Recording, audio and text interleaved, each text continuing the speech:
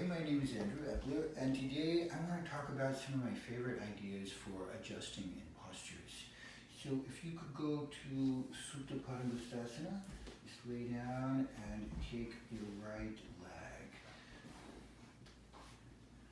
So Padangushtha grip. So in the old days, we used to just push on people, and sometimes we got hurt. There are all kinds of approaches and techniques.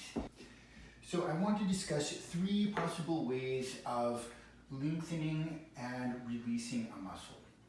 Now, instead of me pushing on her, one thing I can do is to have her push against me.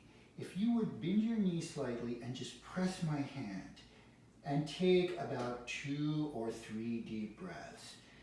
We need 6 seconds for the hamstring to be engaged and tight, and then with an inhale you can take your knee straight and exhale, and we can find a little bit deeper of movement. So that's one possible way. Now there's always the engagement of the antagonist muscle.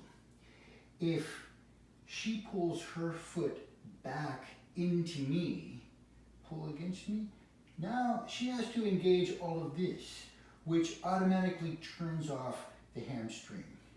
And after holding that for a few seconds, she can actually relax and come a little bit deeper into the movement.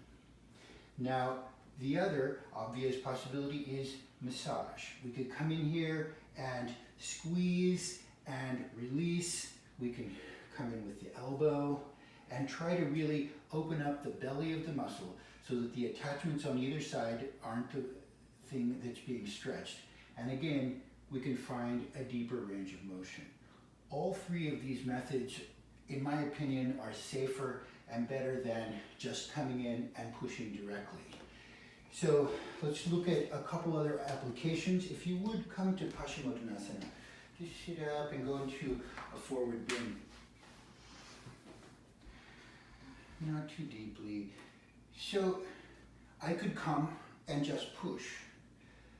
But another possibility that is, I think, a bit safer and also more effective would be to have her push against me. So if you push back and pull your shoulders back and elongate, press the sit bones back. Inhale, lift, exhale. Inhale, take your chest forward. Press my hand here, exhale, and relax.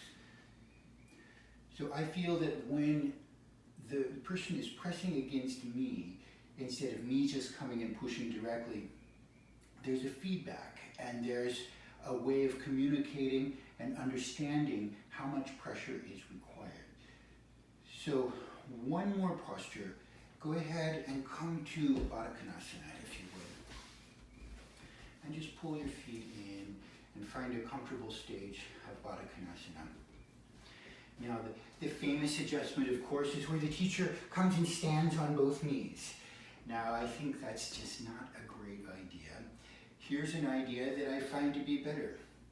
What you could do is you could push down against me. I want you to press your knees into my hand. Now she's engaging the outside line of her leg, so that the adductors actually turn off and she can find a slightly deeper range of motion.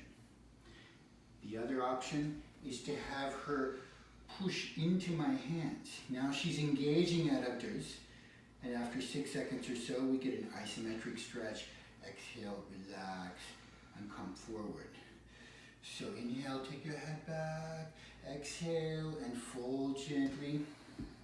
So here's a combination of these techniques.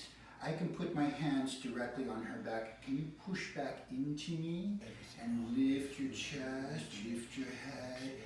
Right there, the stretch is already happening. The sit bones are moving back. She's putting significant pressure into me.